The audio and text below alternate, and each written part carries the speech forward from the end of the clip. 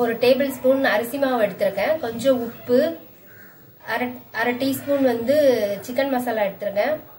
1 spoon வத்தல் பொடி, 1 spoon மஞ்சள் பொடி, 1 ஸ்பூன் இஞ்சி பூண்டு பேஸ்ட் எடுத்துருக்கேன்.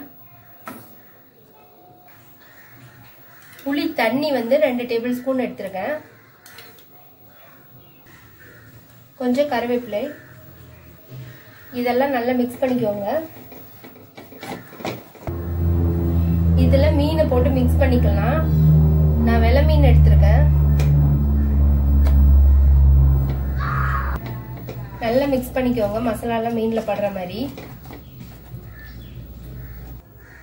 நல்லா விரவி வச்சாச்சு. இதை வந்து ஒரு 15 மினிட்ஸ் அப்படியே வச்சிருங்க.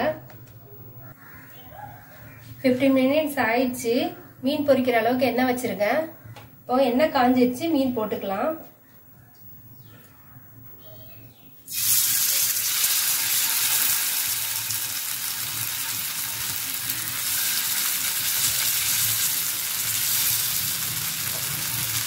லோ ஃப்ளேம்லயே வச்சுக்கோங்க.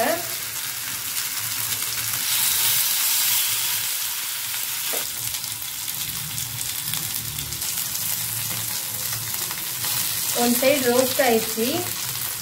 மீனை திருப்பி போட்டுக்கோங்க.